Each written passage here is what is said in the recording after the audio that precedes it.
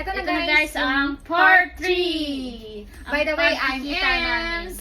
I'm Romy. Ang tomboy lover ng Hong Kong. Ito na guys yung part 3 ng love story namin ni Rami.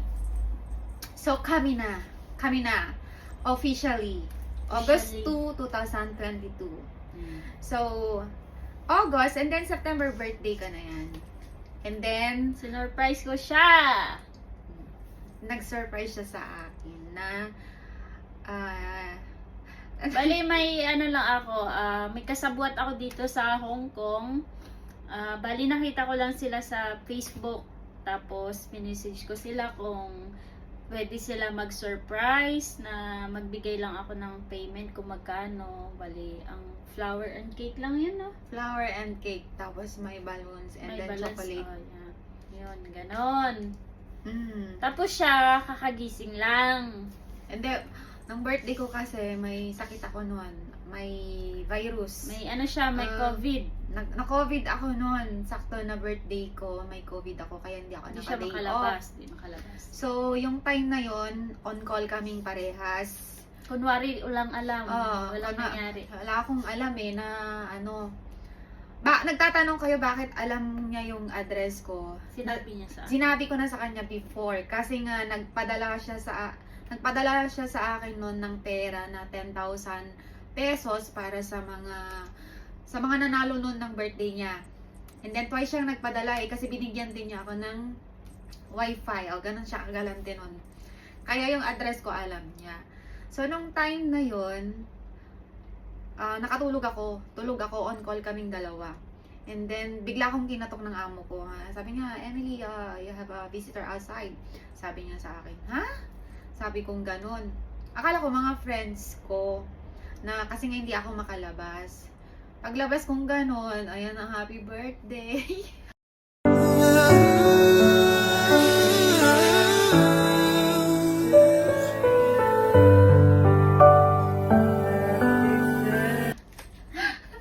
Andun na yung mga mga birthday gift niya sa akin. Kinantahan ako. Tapos sa mga amo ko, tuwang-tuwa din. O, di ba? Tuwang-tuwa sila. Kasi nga, yung first time siguro nilang maranasan din na yung helper niya is ganon. Na may nag-surprise. Sige. So, Tapos na tayo doon sa surprise. after that, ng surprising, syempre, in love ang person. Sa totoo lang, guys, first time ko din yun. Salamat! Salamat sa pagparanas. And then, mga October siya. Pauwi na ako ng Umuwi na Pinas. siya ng Pilipinas. Nauwi din sana ako that day, kaso nga lang may hindi pa okay dito sa Hong Kong. I mean, kaka-okay pa lang ng virus. Mahirap umuwi. Hindi pa siya masyadong okay. And then, so, gusto ko din siyang i-surprise. Na uwi din ako pero hindi niya alam. Ganon. Ang alam niya, hindi ko na talaga siya uuwian. So, yun, nung nasa Pilipinas siya, everyday pa rin kaming on call na hindi niya nalalaman yung mga plano ko. Oo, tapos ako sana babalik ako ng Middle East. Babalik sana siya ng Middle East. Kaya umuwi to. Oo. Pero hindi namin akalain na dito pala ang destination ko.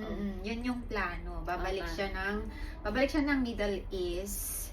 And then, ako naman, gusto kong umuwi kasi nga gusto ko siyang makita. Ayokong mag-waste ng time na siyempre magbibigay ako ng effort, oras. Tapos, hindi pala mag-work yung relasyon namin, hindi ko pala siya gusto. Kaya mas okay para sa akin na makita ko siya in person. Para ma-confirm ko ba kung mahal ko talaga. Tapos, nung mga before December, agulat siya. Kasi nga, eto, nag-aantay na lang ng visa pabalik ng Middle East. So, ako naman, may plane ticket na ako noon. Sabi ko sa kanya, uwi ako sa ganitong araw. Gulat siya! Nagulat siya. Seryoso? Sabi niya sa akin, oo, sabi kong ganun. Tapos yun, nung umuwi ako December 20, 2022, siya na yung sumalubong sa akin sa Pilipinas. Sa totoo lang guys, first time ko din na umuwi na may jowa. Kasi sa tagal ko dito sa Hong Kong, hindi talaga ako nagjojowa na ganyan. Wala! Halo lang, pamilya, anak, ganun lang ako. So first time kong umuwi na may jowa. And then, nung nagkita kami sa airport, wala akong load. I mean, lowbat ako. Tapos wala akong signal, hindi ako makakonect ng wifi sa Manila Airport. Sa Ninoy ba? Kasi nga, ang daming tao nun sa airport. As in, hindi ka talaga makakakonect.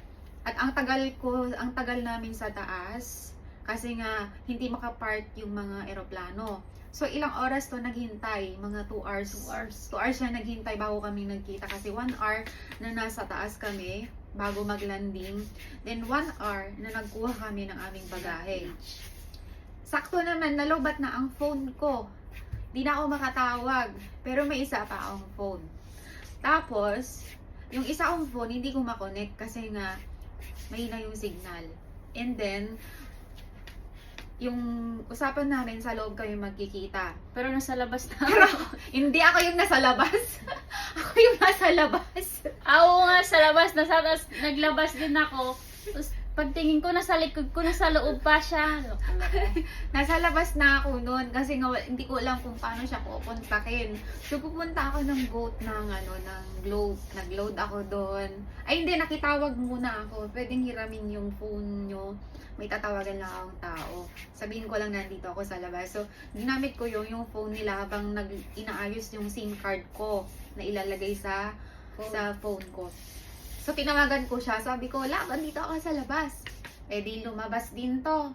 Eh, di magkausap kami ganun. Aba, hindi niya ako makilala.